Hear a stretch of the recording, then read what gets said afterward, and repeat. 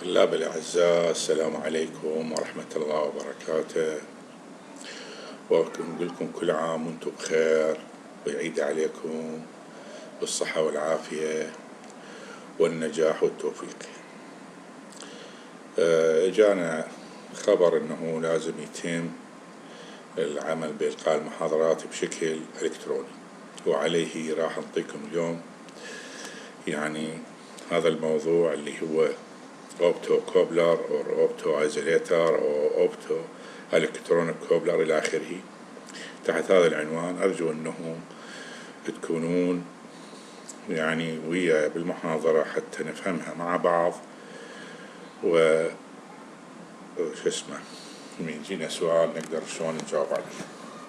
على حال مثل ما تعرفون الاوبتو كوبلر او اوبتو ايزوليتر يعني كل واحد، الاوبتو ايزوليتر هو شو مقصود بها؟ يعني يعزل جزء عن الجزء في حالة عندنا بين شلون المحولة كأنما، بس هذا يختلف. هنا عندنا جزئين اللي هو الريسيفر والإيميتر والريسيفر، وبيناتهم يكون فراغ. هاي السيجنال من تجي عبر بالضوء يتم أخذها واستقبالها، وتستخدم هاي بكثير أمور من قضايا قلنا على اتصالات وقضايا طبية وصناعية إلى آخره. فسنجي على تعريف شنو هو الأوبتو كوبلر. الأوبتو كوبلر أو أوبتو إلكترونيك كوبلر is basically an interface يعني between two circuits which operate usually in different voltage level. The key advantage of an optocoupler is the electrical isolation. يعني يصير بي الأوبتوكوبلر electrical isolation between the input and the output circuit. With an optocoupler, the only contact between the input and the output is the beam of light. Contact يعني ما نستخدم لا أسلاك ولا هذه، يكون beam of light. Because of this it is possible to have an insulation resistance between them. طبعا هنا يكون الايزوليشن بيناتهم آلاف من الميجا أوم. يعني تخيل وش قد هذا العازل يكون. هذا isolation like this is useful in high voltage application where potential of two circuits may be differ by several thousand volt، يعني توصل حدود 100 كيلو فولت العرض. The most common industrial use of optocouplers, optically coupled isolators, a signal converted between high voltage، يعني هنا signal converted between high voltage by devices limited مثل limit switch and the low voltage solid state logic circuit. تلاحظون هنا اكو عندنا تو سيركت، وحدة تكون limit switch اللي هي يم الهاي فولتج بيتوت ديفايس limit switch and low voltage solid state logic circuit. Optical isolator can be employed in many situations where a signal must be passed between two circuits. يعني الإشارة حتى نحولها بين دائرتين which are isolated from each other. Complete electrical isolation between two circuits. The two circuits have no conductor in common. يعني هاي مهمة طبعا، حتى هذه مسبب لنا مشاكل لأن أي كوندكتر تعرفون بيس ينطى هذا is often necessary to prevent noise generation. ما راح يولد لنا هذا الشيء in one circuit from being passed to the other circuit. This is especially necessary for coupling between high voltage information gathering circuit and low voltage digital logic circuit. The information circuit are almost badly exposed to noise source and logic circuit. In many applications,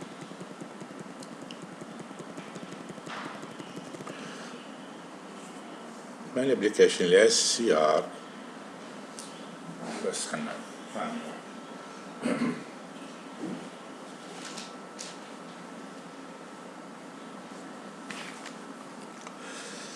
طبعا بسرت الماني ابلكيشن ل SCR شو معناته سيمي كوندكتور.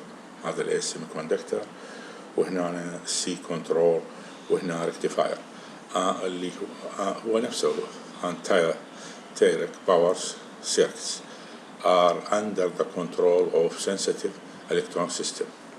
For example, it is not unusual to have microprocessor system programmed to turn motor, light and heater on and off to reduce the possibility of power line noise being induced into control electronics and protect. The ideal isolation scheme should be طبعا هنا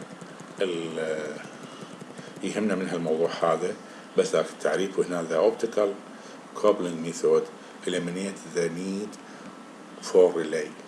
يعني هنا من تلقون هاي الكتابة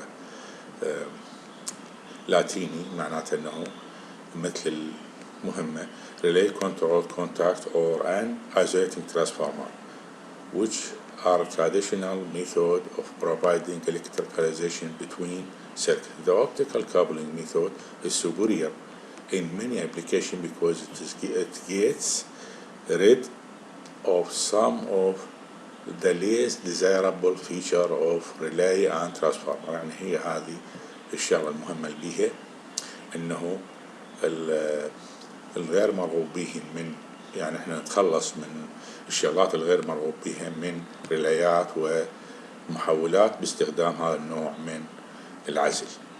The optocoupler work well on either AC or DC. يعني بكل الحالتين يشتغلوا بكل النوعين من الفولتيات. اللي الفولتيات طبعا الهالية high voltage signal. For this reason, signal converted employing or optical coupling are sometimes referred to the universal signal converter. زين. طبعا عادة يكون على جزئين. هذا هو الجزء الأول، هذا الجزء الثاني. هذا يتكون قلنا عليه من ليد، وقبله اكو مقاومة هنا. طبعا هالمقاومة تحدد التيار، وهنا عندنا مجهز فولتية، وهنا عندنا شنو هنا يكون عدة أنواع. أما يكون عندي طبعا هذا ليد من نوع النفراريد بالمناسبة، ويكون هنا عندي أما فاتو دايود مثل هذا، أو فوتو ترانزستور، أو دراكت أمبير. طبعا هو يفضل هذا النوع دراكت أمبير، هذا أفضل. وال SCR اللي قلنا عليه سيمي كوندكتور كنترول ريكتيفاير، أو نفسه هو ترايل combined in one package اللي هو هذا يكون عندنا هنا هذا اللايت ايميتنج دايود بالمنطقة اللي IR، وهنا عندنا الفوتو دايود هو مخلينه، بس هو عادة يستخدمون النوع الثالث اللي هو قلنا دايود. An optocoupler combining a LED and photodiode in single package. طبعا هذا نوضح الصور هذه. It has a LED on input. طبعا هاي منطقة الانبوت قلنا عليها. هنا أنا الانبوت سايد and photo. طبعا هذا العمل مالته يشرحه بهاي الفقرة شلون تشتغل. And the photodiode on the output side.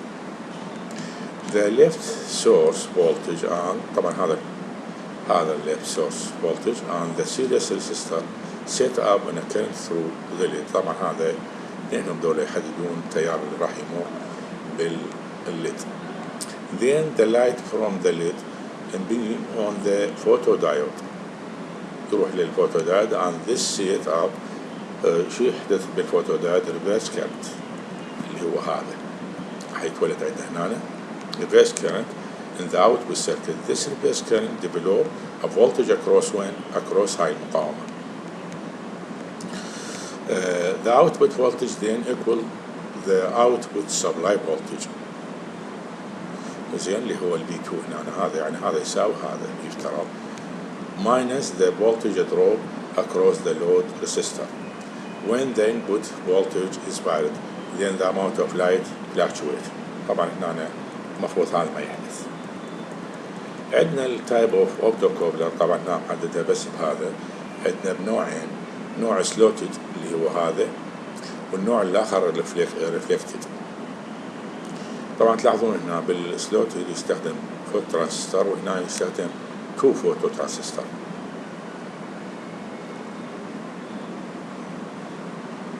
زين، والله هذا فوتو ترانزستور، وهذا ما جاي اشوفه شنو هو، ما افتهم. هذا العفو لايت ايميتنج دايود، وهنا فوتو ترانزستور. واضح؟ لا، هذا المهنداتين، هاي الانبوت وهاي الاوتبوت. اسف، هاي الانبوت اللي هو هنا عندنا لايت ايميتنج دايود، وهاي عندنا هنا ريفلكتد، وين يروح للترانزستور. طبعا اكثر عمليا هذه من هاي العمليه، الريفلكتد مو هالقد استخدامها. وهنا شارح السلوتد اوتو كوبلر. طبعا هذا يكون هنا معتم، هذا الفراغ بيناتهم. هنا the slotted opto has a slot mounted into the package. طبعا هذا كله قطعة واحدة يصير between light source and the phototransistor light sensor. The slot houses transparent window، يعني هذا يكون transparent window هنا windows طبعا بيناتهم اثنيناتهم، هذا وهذا صفحتين، so that the LED light can normally freely reach the face of the transistor, but can be interrupted or blocked by a opaque object place. طبعا هنا أنا من نخلي الجسم موجود بيناتهم اللي هو يكون معتم، راح يصير بجزء من عنده راح يصير ينحجز within the slot. The slotted optocoupler can thus be employed in، طبعا هذا استخداماته 3 مكانات اللي هي من ضمنها and including end of tab detection، يعني تحسن بيها، وليمت سويتشنج، وليكويد ليفل ديتكشن. الريفلكتر نفس هذا، بس يكون عندي هنا يخلون جزء وبعدين يرجع لي ينصدم به هنا. Here the LED and phototransistor are optically screened from each other within the package and both face outward، يعني الخارج in the same direction، نفس الاتجاه from the object. The construction in such optocoupler link can be set up by reflector object. طبعا يجب أن يكون هنا الأوبجكت عندنا يكون الجسم عاكس. طبعا هاي حالة كلش نادرة، such as metallic paint or tape or even smoke particles placed a short distance outside the package in the line with both the LED and هذه. The reflected coupler can thus be employed in application نفس الشغلة ذي شيء، بس هنا باختلاف tape position detection وانجن shift revolution. هاي طبعا يعدل إياها.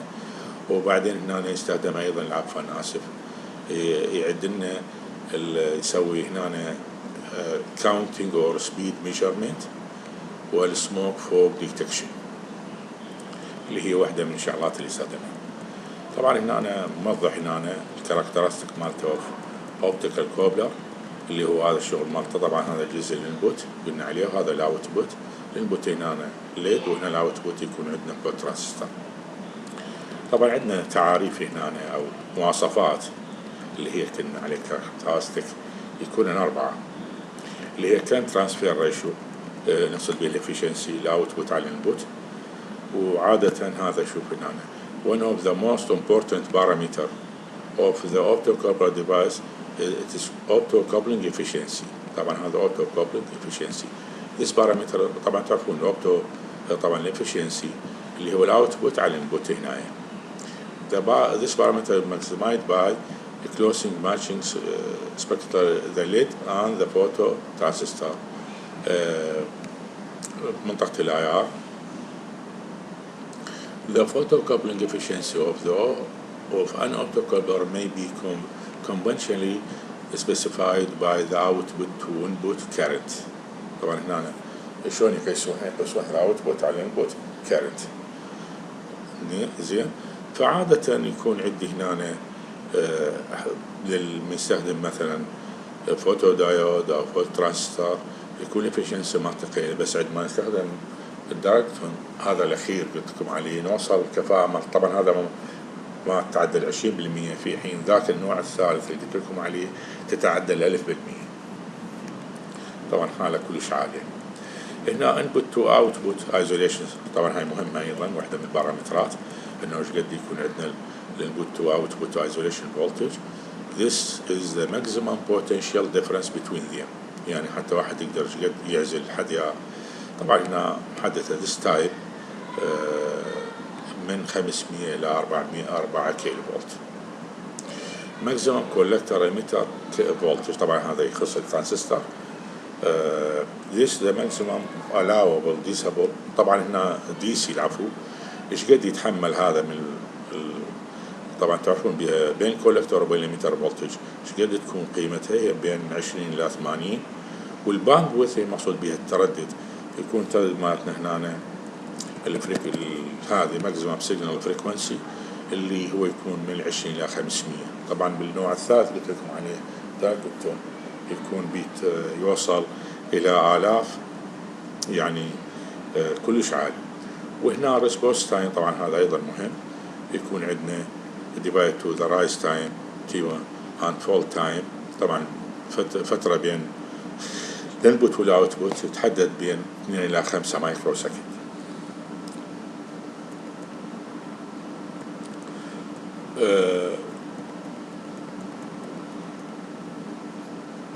طبعا هنا هو هذا خلص، خلينا نرجع على الآخر نسويه، طلع لكم واحد آخر.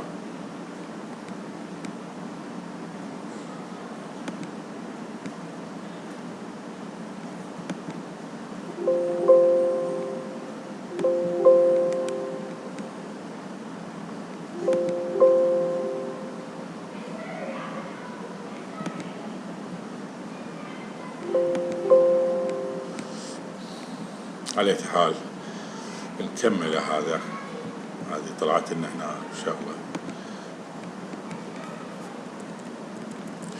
ولهنا ننتهي طلابنا الأفاضل، والسلام عليكم ورحمة الله وبركاته. راح أسوي البقية لكم.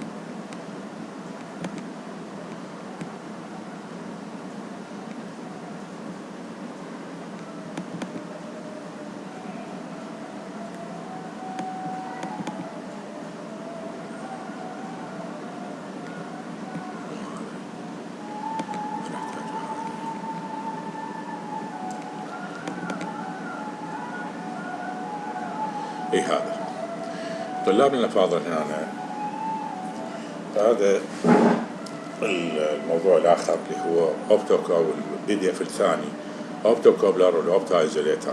هذا الشخص اللي مشتغل هذا طبعا أعتقد ألمان، هذا أوبتيك بالشكل هذا أوبتيكال أو كوبلر أوبتو ايزوليترز are devices that allow the transfer of signal and data from one system to another within a piece of electronic equipment. طبعا هي piece of without a direct electrical connection، يعني ما يعني.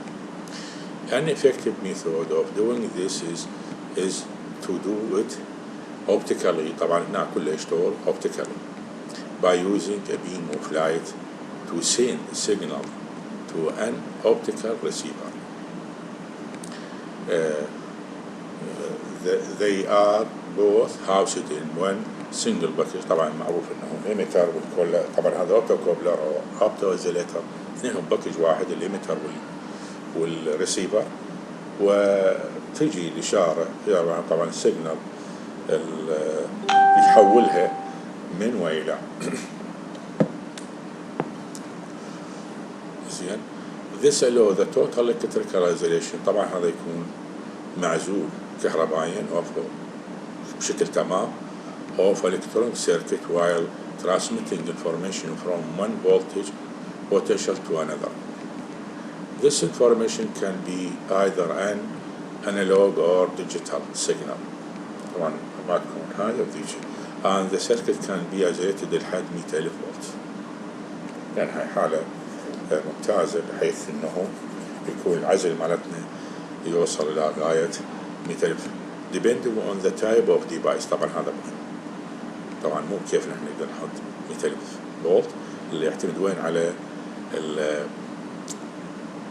depending on the type of device and the application. The device may be boxed in variety of configurations such as طبعا plastic dual inline أو mini flat package، من هالأنواع سلندر كيوبيك، هاي الأنواع مالتها اللي تتخلى بيها. In optocoupler or opto-isolator device, input signal are converted. لاحظوا طبعا هذه ضرورية واحد كلنا نفهمها. هنا in all optocoupler or opto-oscillator devices, the input signal are converted to a pulse of light. الانبوت signal تتحول إلى pulse of light when light from the lid. This pulse of light is transmitted to the silicon photo sensor. مهما يكون، لا بس photo sensor قصد بها يعني ذي الأنواع اللي ذكرناها بالسابق. The photo sensor can be either analog or digital device depending on the type of the input signal to be transferred across the device. When an analog signal is required for the application such as 4 إلى 20 ملي أمبير circuit application, the photo sensor can be either طبعا هذا محددها من 4 إلى 20 أمبير، شو يكون عندي photodiode or phototransistor. Both these devices provide analog output signal that can be used for variety analog application. طبعا هنا منطي هاي الأصناف اللي هن عندنا هنا، هذا عندنا الليد وفوتو دايود، وهنا الليد والفوتو ترانستر، وهنا الليد والفوتو دايركتور. طبعا هذا يكون 2 ترانسترات، وهذا يكون أكثر كفاءة من البقية، بس أكيد كلفته تكون أكثر. هنا the most critical parameter for analog device are طبعا هذا لازم نفهمهن. أول شيء isolation voltage، highest guaranteed voltage between the lid and sensor اللي هو or طبعا ما يكون نستخدم AC هو اللي بيروت مين سكوير or VDC. ثاني فقرة اللي هو هاي البارامتر اللي في الانالوج linearity، S current is input إنه إيش قد التيار اللي احنا مدخلين الليد and wide current provide to the sensor. تذكرون هاي بالانبوت وهاي بالاوتبوت حتى يجهز. Does the device provide 10Y اللي هو الاوتبوت for the sensor when 10x طبعا نفس القيمة تطلع لنا. وهنا الكرنت ترانسفير ريشيو قلت لكم عليه الافشنسي ريشيو between sensor current اللي هو للليد و CRT and transition time price. هذا typically the highest CRT ratio the longer transition time. ومنطينا بهاي العلاقة. طبعا هذه لو تشوفون هنا بالفوتو دايود قيمتها 2% يعني ضعيفة لحد ما، والفوتو ترانسستور تكون دائما قيمتها من 10 إلى 200% هاي أعلى. The CRT increase transition the time increase from typically nanosecond to the microsecond. طبعا بالمناسبة كل ما يزيد ال CRT التايم أمر طبيعي راح يكون يتغير. Also with the increased CRT the linear range of the device is reduced while meeting most typical applications. An analog product group with higher CRT is طبعا هذا هنا اجعلها النقطة المهمة. Analog product group with a higher CRT is the photo direct series. هذا تلاحظون هنا شنطي أول شيء الرينج مالته من 200% إلى 1000% and are used in application requiring minimal drive current أقل ما يمكن من التيار اللي تعرفون بيها، كل ما يكون مينيمايل كرنت قليل كل ما تطلع الإفشنسي عالية. For those optocoupler and opto-isolator application that operate using logical states, the industry provide photologic sensor configuration. Typically photologic devices are available with 6. طبعا هنا منطي هاي الأنواع، لو تلاحظون إن هنا 3. هنا طبعا تعرفون إنه هذني الأوبتوكابلر أو أوبتو-ايزوليتر المن ديجيتال أوتبوت أوبشن. يكون عندنا هذا البي سي سي وهذا البي اوت وهذا عندنا الجراوند. تلاحظون ان الاشكال مختلفة بالنسبة لهذا والهذا والهذا الثالث، يعني كل واحد له وضعية. أنا اللي يهمني من هذا كلته هذني أيضا the autocoupler auto-isolator market include switch mode power supplies. وين يعني طبعا شنو هو؟ أول شيء هو include switch mode power supplies, telecommunication equipment and programmable logic control. Some opto-isolator are called track طبعا هذا هو ال SCR اللي قلنا عليه track drivers for control and applicants lighting plus إلى آخره. industrial and medical طبعا هنا منطبيه إنه هذن هن اللي هن شنو مثلا general optocoupler والopto-isolator are used for ذني أعتقد 11 نقطة اللي هي power supply feedback application, medical equipment application, industrial equipment applications, automotive train, plane and tank application. تعرفون ذني كلهن يستخدمن بهن غدا حسب الدوائر للسيارات والقطارات والطائرات والدبابات. وهنا من 4 إلى 20 ملي أمبير circuit isolation, data transmission where power supply isolation is required, network bus isolation, high speed data rate communication هذا مهم, isolation ground loop current, high voltage level shifting and signal isolation of interface control and feedback circuit أيضا مهم. هذا ال SED العفو ال ESD protection as there are often several system linked together in medical office or operating room. هذا أيضا قضايا طبية. وهنا نعطي هاي signal integrity where opto-isolator are used in interface card linking من هالأنواع هذه. لهنا انتهت محاضرتنا طلاب الأفاضل، والسلام عليكم ورحمة الله وبركاته. طبعا عندكم PDF ثالث أيضا أنتم تحتاجون من عنده معلومات شكو نقاط اللي هو الويكيبيديا اللي يخص الأوبتو-ايزوليتر والأوبتو-كوبلر. فلأسوأ شيء صارت محاضراتنا إلكترونية، ونتمنى وتعيد ونعيد لكم إياها. والسلام عليكم ورحمة الله وبركاته.